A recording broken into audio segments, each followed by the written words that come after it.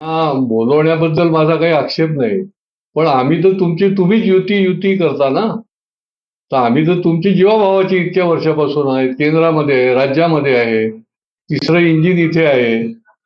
तर अशा पद्धतीने जर तुम्ही वागणूक देत असाल तर भारतीय जनता पार्टीचे कार्यकर्ते जे आहेत ते अस्वस्थ झाले तर याच्यामध्ये काय त्यांची चूक आहे? महापौर असं म्हणतात की हा वैयक्तिक कार्यक्रम होता. महापालिकेचा होता. जो महानगरपालिकेचा कार्यक्रम होता त्याला माझ्याकडून मी स्वतःहून सगळ्यांना निमंत्रण पाठवलं होतं. नाही, आता महापौरांचं म्हणणं एक, त्यांच्याच पक्षातल्या दुसऱ्या मंडळींचं म्हणणं दुसरं. तर त्यांनी पण त्यांचा ताळमेळ साधण्याची गरज आहे.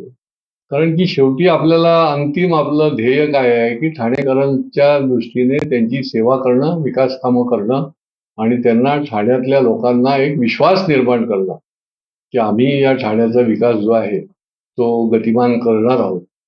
आता त्यांनी त्यांच्यामध्ये दुरुस्त करायला पाहिजे, हे देखील तेवढंच महत्वाचं आहे. कुठे कुठे शिवसेना एकट्याच ठाणेकरांच्या विकास कामाच्या श्रेय दाखवायचा प्रयत्न करते.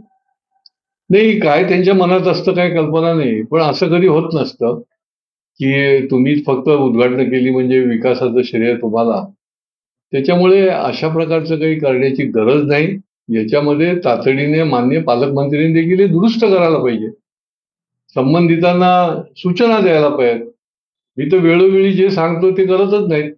महापालिकेच्या अजून स्टँडिंग कमिटी नाव किती महिने झाले.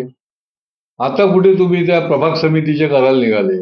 1 महिन्याच्या आत निवडणूक संपल्यानंतर लोकप्रतिनिधी त्याथे बसल्यानंतर या सगळ्या कमिट्यांच्या ज्या आहेत त्या नियुक्त्या निवडणुका ज्या आहेत ते झाल्या पाहिजेत. परंतु करायलाच तयार नाही. त्याच्यावर उत्तर द्यायला तयार नाही की का करत नाहीत.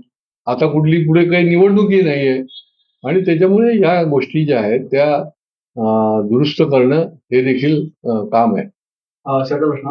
आता जी मागणी करण्यात येते उपमहापौरांकडून की हे संपूर्ण जे उद्घाटन आहे ते पुन्हा करण्यात यावे, यावरती तुमची भूमिका काय? नाही, त्यांनी त्यांची ही भावना व्यक्त केली की असं होत असेल तर मग आम्ही देखील वेगळं उद्घाटन करू का शासकीय पद्धतीने.